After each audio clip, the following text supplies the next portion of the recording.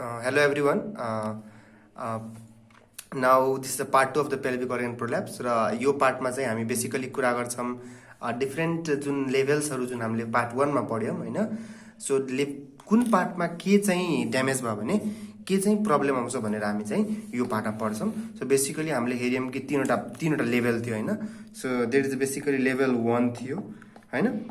So level 1 युटेरोसैक्रल र प्युबोसर्वाइकलले constitute गरेको थियो. सरी युटेरोसैक्रल र यता कार्डिनल लिगामेन्टले कन्स्टिट्युट गरेको थियो.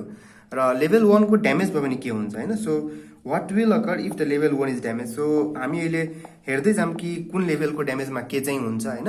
त्यसपछि हामी बुझ्छौं कि किन चाहिँ त्यो भयो हैन. सो फर्स्ट अफ अल के बुझ्यो कि हामीले के पढेको थियौं कि लेभल 1 ले चाहिँ के गरेको थियो भनेपछि जुन युटेराइनको डिसेन्ट युटेरसले तल आउनबाट रोक्थ्यो. त्यो लेभल 1 को ड्यामेज भयो भने there will be the uterine descent. के हुन्छ त युटेराइन डिसेन्ट. युटेरस तल चाहिँ प्रोल्याप्स गर्न चाहिँ खोज्छ. अब युटेरस तल प्रोल्याप्स गर्न खोज्यो भने युटेरसको माथिबाट रेक्टो युटेराइन पाउचहरु छ हैन. त्यो रेक्टो युटेराइन पाउच पनि त्यहाँबाट तल जान खोज्छ हैन. So that will now cause and you know that the recto uterine पाउचको माथितिर त क्वाइल्स अफ इन्टेस्टाइन हुन्छ. सो अल्टिमेटली के हुन्छ त क्वाइल्स अफ इन्टेस्टाइन नै तल डिसेन्ड डाउन गर्न थाल्छ along with the uterus. That is called enterosil. Enterosil भनेको क्वाइल्स अफ इन्टेस्टाइन तलतिर डिसेन्ड डाउन गर्नु. र यो कुरा चाहिँ अझै सिभियर लेभल 1 को ड्यामेज यदि करेक्ट गरिएन भने टाइममा पछि त त्यसले युटेरसले तल भेजाइनाले पनि त्यो गर्न थाल्छ. के भन्छ प्रेसर लाउन थाल्छ. त्यहाँ के हुन सक्छ भल्ट भेजाइनल जुन भल्ट छ भल्टको पनि डिसेन्ट हुन चाहिँ सक्छ हैन. सो लेभल 1 को हामीले यो कुरा बुझ्यौं. सो म अलिक हल्का स्पष्ट पार्छु यो कुरा हैन. सो यो पिक्चर बुझ्न कोसिस गरौँ. यो भनेको चाहिँ हजुरलाई रेक्टम भयो हैन. This is uterus and the vagina and this is bladder and this is actually peritoneal fold. यो भनेको रेक्टो युटेराइन पाउच हुन्छ हैन. रेक्टो युटेराइन पाउच भन्छ हैन. अब यहाँ जुन यो लिगामेन्ट्स र यो साइडको लिगामेन्टले मेनली गरेर लेभल 1 कन्स्टिट्युट गरेको हुन्छ. अब यो लिगामेन्ट र यो लिगामेन्ट ड्यामेज भयो. चाहे कुनै एउटा लिगामेन्ट ड्यामेज भयो. अब ड्यामेज भयो भने के हुन्छ त नाउ युटेरसले जुन यहाँ समातेर राखेको थियो त्यो समातेर राख्न सक्दैन. सो युटेरस के हुन्छ तल जान खोज्छ हैन. So uterus will now descend down तल जान खोज्छ. सो फर्स्ट अफ अल त्यही भएर लेभल 1 ड्यामेजले के भयो त युटेराइन डिसेन्ड भएको थियो हैन. युटेराइन के भयो डिसेन्ड भयो. अर्को कुरा युटेरस जब तल जान्छ यसको माथि के छ यो फोल्ड छ. फोल्ड पनि तल जान्छ र फोल्डको माथि के छ क्वाइल्स अफ इन्टेस्टाइन. यो के हो त coils of intestine. So when the uterus descend यो फोल्ड अल्सो डिसेन्ड हैन. सो जब के हुन्छ त युटेरस जब डिसेन्ड गर्छ हैन. सो फोल्ड पेरिटोनियल फोल्ड जुन छ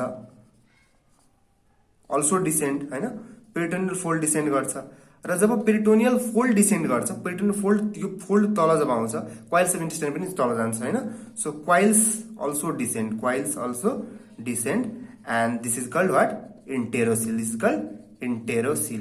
यसरी के हुन्छ त इन्टेरोसिल हुन्छ हैन. So this is actually the damage caused by the level 1 को जब ड्यामेज हुन्छ त यो कुरा हुन्छ हैन. बुझ्यो हामीले. लेभल 2 को ड्यामेजमा जाम. सो लेभल 2 को ड्यामेजमा हामी छौं. अब लेभल 2 भन्छ लेभल 2 को ड्यामेज भयो भने के हुन सक्छ हैन. सो यो पिक्चरलाई मैले अब फर्दर डिस्क्राइब गर्दिन. तपाई आफै बुझ्नुस् के छ हैन. सो लेभल 2 को ड्यामेज लेभल 2 कहाँ हुन्छ भनेपछि यो बीचको एरियामा भयो जसलाई भन्छ रेक्टो भेजाइनल सेप्टम. यो साइडतिर भयो यसरी जुन साइडतिर यसरी जुन थियो हैन रेक्टो भेजाइनल फेसिया. यो अगाडितिर जुन थियो यसरी fascia that is called pubocervical fascia र pubocervical ligament. So this is level 2. अब लेट अस सपोज कि यो लेभलहरुको अब मानौ कि यता अगाडितिरको लेभलमा खराबी भयो हैन. अगाडितिरको फेसियामा खराबी भयो भने के हुन सक्छ यो विक भयो भने यो जुन के भन्छ ब्लाडर छ ब्लाडर जब भर्यो भने हैन ब्लाडर जब युरिन चाहिँ ब्लाडरमा कलेक्ट हुन्छ भने त्यो ब्लाडर के हुन सक्छ यता तलतिर यसले के गर्न सक्छ यो ब्लाडर यतातिर थिच्न सक्छ हैन. ब्लाडर के हुन सक्छ त अब bladder can go like this हैन. सो हामीले के कुरा गरिरहेका थियौं कि यो लेभल 2 को यहाँ यसरी अब मानौ कि ड्यामेज भयो भने के हुन सक्छ अब यो ब्ल्याडरले यता के गर्न सक्छ त युटेरसतिर भेजाइनाको अप्पर पार्टतिर के गर्न सक्छ यसले जान सक्छ किनभने बीचको पार्ट त विक भयो। सो अब के हुन सक्छ, यो ब्लाडर यता कता जान सक्छ, भेजाइनातर्फ जान सक्छ। युजुअली ब्लाडरले अप्पर पार्ट अफ भेजाइनामा गएर यता डिसेन्ड डाउन गर्छ हैन ब्लाडर। सो यो जुन ब्लाडर यता जानु भनेको दिस इज कल्ड, यसलाई के भन्छ अरे सिस्टोसिल। किनभने सिस्टो वर्ड युज हुन्छ ब्लाडरको लागि के, त ब्लाडर सिल भनेको हुन्छ हर्निया जस्तो भयो। सो जुन ब्लाडरको हर्निएसन भयो यता, के किन हर्निएसन भयो, किनभने बीचको एरियामा अब फेसिया विकेन भयो केही कारणवश पनि हैन, देन के हुन्छ त ब्लाडर अब यतातिर भेजाइनाको अप्पर पार्टतिर के हुन्छ, तपाईलाई डिसेन्ड गर्छ, चाहे हर्निएट गर्छ। This is called cystocele. अब लेट सपोज यो पार्ट चाहिँ यो रेक्टो भेजनल सेप्टम अब मानौ कि या विक भइदियो, पातलो भइदियो, त अब त रेक्टम पनि त यतातिर डिसेन्ड त्यो गर्न सक्छ नि त, हर्निएट गर्न सक्छ नि त अप्पर भेजाइनातर्फ हैन। सो दिस कन्डिसन रेक्टम यदि त्यो गर्यो भने द्याट इज कल्ड रेक्टोसिल। जे को भयो हर्निएसन भेजाइनातिर त्यही सिल, बुझ्यौ। So let's talk about the level 3 damage. So level 3 को ड्यामेज भयो। लेभल 3 भनेको पेल्भिक फ्लोर जुन लेभिटर नाइ जुन हुन्छ हैन, त्यसपछि जुन पेरिनियल मसल हुन्छ त्यसले लेभल 3 कन्स्टिट्युट गर्छ, पेल्भिक फ्लोर मसल्सहरु। सो पेल्भिक फ्लोर मसल्सहरु यदि तपाईलाई विकेन भयो भने, चाहिँ केही पनि किसिमको ट्रमा भयो भने अब के हुन सक्छ त, मेनली गरेर अप्पर पार्टमा त ठिकै छ, फर्स्ट लेभल सेकेन्ड लेभल ठीक छ। थर्ड लेभलको ड्यामेज भयो भने अब युरेथ्राहरु, यो जुन युरेथ्रा वाला पोर्सन छ, यो पोर्सन एक्चुअली लेभल 3 सँग अट्याच छ। सो युरेथ्रा वाला पोर्सन के हुन सक्छ, यतातर्फ आउन सक्छ हैन, यतातिर डिभिएट हुन सक्छ। सो यसलाई यस्तोलाई के भन्छ, युरेथ्रोसिल भन्छ। के चाहिँ भन्छ, युरेथ्रोसिल भन्छ हैन। युरेथ्रोसिल भनेपछि युरेथ्रा जुन भयो त्यसको हर्निएसन जस्तो भयो लोअर, तर युरेथ्रोसिल चाहिँ लोअर थर्ड अफ भेजाइना, वो 1/3 अफ भेजाइनामा चाहिँ यसको हर्निएसन चाहिँ हुन्छ। जस्तो के भन्छ, रेक्टोसिल थियो त्यसले अप्पर 1/3 अफ भेजाइनामा त्यो गर्थ्यो। अब जस्तो सिस्टोसिलले पनि अप्पर 1/3 मा गर्थ्यो हैन हर्निएसन, त्यो युरेथ्रोसिलले लोअर 1/3 मा हर्निएसन चाहिँ गर्छ है। सो लेभल 3टा लेभलको ओभरअल ड्यामेज हामी पढ्यौं। अब एक्चुअली इटियोलोजी अफ प्रोल्याप्स के हुन्छ हामी पढ्छौं ल। So after knowing all this we will now discuss about the main proper pelvic organ prolapse. So what is pelvic organ prolapse? So सबभन्दा पहिला प्रोल्याप्स भनेको चाहिँ के हो? So prolapse is actually herniation of either forward herniation or downward herniation of a part or a whole part of organ over the another part। भनेको एउटा कुनै पनि पार्ट हैन, organ or पार्ट, त्यो organको पार्ट यदि फरवर्ड or डाउनवर्ड चाहिँ के गर्छ त, हर्निएट गर्छ और स्लिप गर्छ भने, अर्को पार्टमा गर्छ भने द्याट इज कल्ड प्रोल्याप्स हैन। अब पेल्भिक अर्गन प्रोल्याप्स के हो? यदि पेल्भिसमा भएको जुन अर्गन्सहरु छ, जस्तो ब्लाडर भयो, रेक्टम भयो, जुन युटेरस भयो हैन, भेजाना भयो, त्यो अर्गनहरु त्यसको यदि हर्निएसन भयो, त्यसको स्लिप भयो, आफ्नो पोजिसनबाट अर्कै कतै गयो हैन, सो आफ्नो साइड अफ अट्याचमेन्टबाट त्यो अर्कै कतै जान्छ भने that is called pelvic organ prolapse. So pelvic organ prolapse is actually herniation of the pelvic organs from their side of attachment in pelvis. पेल्भिसमा जहाँ उसको साइड अफ अट्याचमेन्ट छ त्यहाँबाट कुनै अर्कै ठाउँमा गएर स्लिप हुनु हैन, त्यसलाई के भन्छ त, पेल्भिक अर्गन प्रोल्याप्स भन्छ। अब चाहिँ हामी पढ्छौं यसको के हो इटियोलोजी हैन। सो इटियोलोजी अफ जुन पेल्भिक अर्गन प्रोल्याप्स जुन छ त्यसको इटियोलोजीलाई ब्रोडली हामी अब किन चाहिँ हुन्छ पेल्भिक अर्गन प्रोल्याप्स, त्यसको कज भनौं चाहे इटियोलोजी भनौं, त्यसलाई दुईटा भागमा बाँडिएको छ। एउटा चाहिँ एटोनिसिटी भनेको जुन पेल्भिक अर्गनको जुन पेल्भिक्सको जुन सपोर्टहरु भयो हैन, जुन सपोर्टहरु यदि केही गडबड हुन्छ हैन, त्यो सपोर्टहरु जुन मसलहरु भयो, जुन फाइबरहरु भयो, जुन लिगामेन्टहरु भयो, त्यो मसल लिगामेन्टहरु अब अटोनिक भइदिन्छ, उसमा टोन हुँदैन हैन, त्यसपछि के हुन्छ प्रोल्याप्स हुन चाहिँ सक्ने चान्स हुन्छ हैन। सो टोन कति बेला अटोनिक हुन्छ हैन, जति बेला मेनोपोजलको बेला हुन सक्छ, सबै म डिस्क्राइब गर्छु पछि हैन। अहिले बुझौं कि मेनोपोजमा, कन्जेनिटल विकनेसमा और मल्टी धेरैवटा बच्चा भइसकेपछि फिमेलको यदि भेजिनल डेलिभरी धेरैवटा भएको छ भने त्यति बेला के हुन सक्छ त, मल्टिपल टाइम्स भेजिनल डेलिभरी भएपछि त्यसको युटेराइन के भन्छ जुन सपोर्टिङ जुन मसल्सहरु भयो, लिगामेन्टहरु भयो, त्योहरु अटोनिक भइदिन्छ। अर्को बर्थ इन्जुरी, जन्मिने बेला के भयो, प्रोलङ लेबर भयो, पेरिनियल टियर भयो, चाहे पोडेन्टल नर्भको इन्जुरी भयो, चाहे बिग बेबीले ठुलो बेबी थियो, ठुलो बेबीले गर्दा लेबर धेरै प्रोलङ भयो हैन, अब अर्को कारण के हुन सक्छ, रेज इन एब्डोमिनल प्रेसर, यति धेरै प्रेसर छ कि प्रेसरले अब चाहिँ के हुन्छ कि जब बच्चा पेटमा हुन्छ हैन, त्यति बेला चाहिँ अब प्रेसर इन्ट्राएब्डोमिनल प्रेसर यदि बढिरहेछ भने त्यसले पनि बर्थ इन्जुरीहरू गराउन सक्छ। र त्यसको कारण पछि हामी कुरा गर्छौँ यसको हैन, अलिकति नामहरू बुझिराखौँ। रेज इन्ट्राएब्डोमिनल प्रेसरले, क्रोनिक ब्रोन्काइटिसले हैन, मल्टिपल टाइम धेरै कफ गऱ्यो भने पनि के हुन्छ त, पेल्भिक अर्गन प्रोल्याप्स हुन सक्छ। So this were the etiology. अब हामी हरेक कुराको अलिक यसमा डिस्कस गर्छौँ ल। अब मेनोपोजल वुमेनमा एक्चुअली के हुन्छ कि जब मेनोपोज हुन्छ, स्पेशली चाहिँ एसियन र अफ्रिकनहरूमा बढी हुन्छ, यो एसियन र अफ्रिकन वुमेनहरूमा एक्चुअली मेनोपोजल पछि के हुन्छ कि हामीलाई थाहा छ कि एस्ट्रोजेन हर्मोनको डिफिसियन्सी हुन्छ।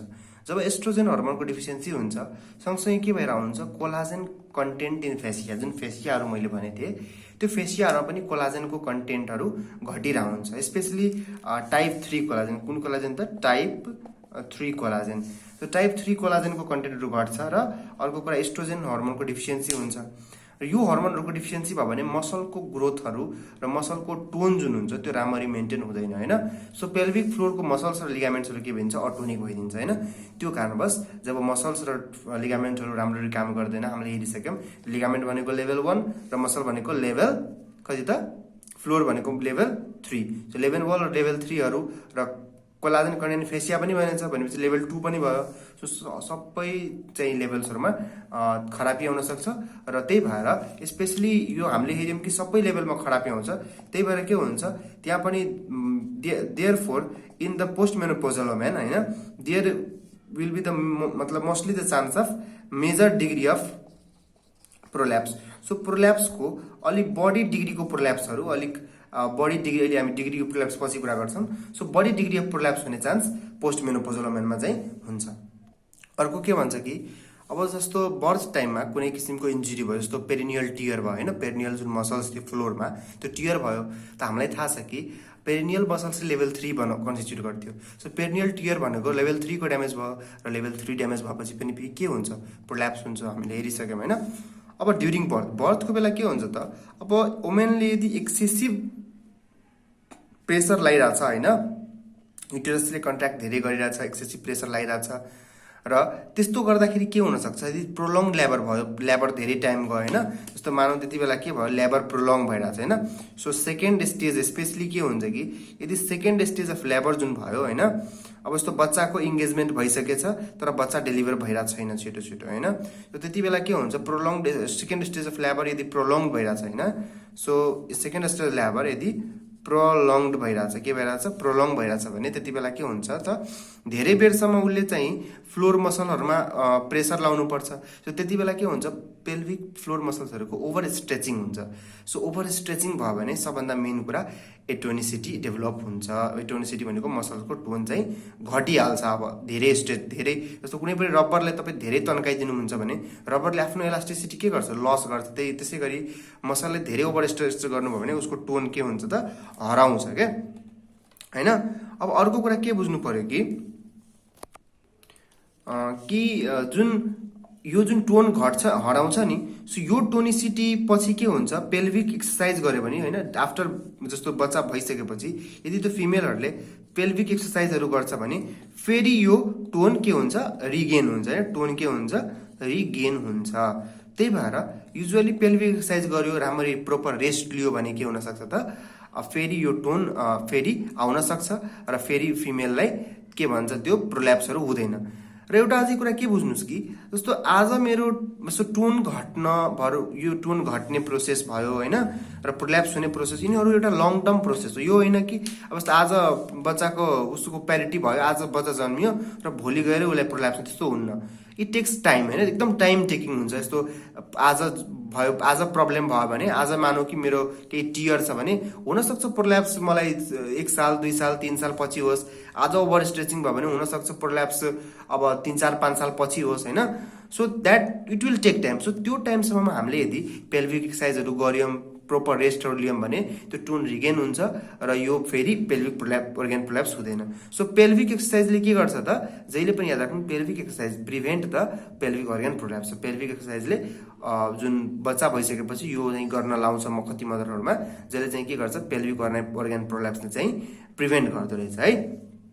अर्को कुरा के बुझ्नुपर्छ जस्तो जुन फिमेलहरूको हैन जुन फिमेलहरूको लो सोसियो इकोनोमिक स्ट्याटस हैन जस्तो जुन पुअर फिमेल्सहरू छ कस्तो छ मानौ कि पुअर फिमेल छ हैन पुअर फिमेल छ सो पुअर फिमेलहरुमा के हुन्छ कि जस्तो कुनै फिमेलहरुको इकोनोमिक स्ट्याटस लो छ सो पुअर फिमेलहरुमा के मेन प्रब्लम हुन्छ कि they after the birth do not take rest हैन बर्थ पछि के हुन्छ उनीहरुले राम्ररी रेस्ट लिदैन हैन र जुन स्ट्रेचिङ भएको हुन्छ पेल्भिक एक्सरसाइज पनि गर्दैन रेस्ट पनि लिदैन त्यही भएर तपाईले पुअर महिला जुन गरिब महिलाहरु हुन्छ तिनीहरुले प्रोपर रेस्ट र प्रोपर एक्सरसाइज पेल्भिसको नगरेको कारणले उनीहरुमा चाहिँ पेल्भिक अर्गन प्रोल्याप्सको इन्सिडेन्स र प्रिभ्यालेन्स बढी छ है सो पुअर फ्यामिलीहरुमा बढी चाहिँ यसको इन्सिडेन्स र प्रिभ्यालेन्स देखिएको पाइन्छ हैन अब जस्तो के हुन्छ कि जस्तो इन्डिया नेपालहरु जस्तो अन्डर डेभलप्ड कन्ट्रीहरुमा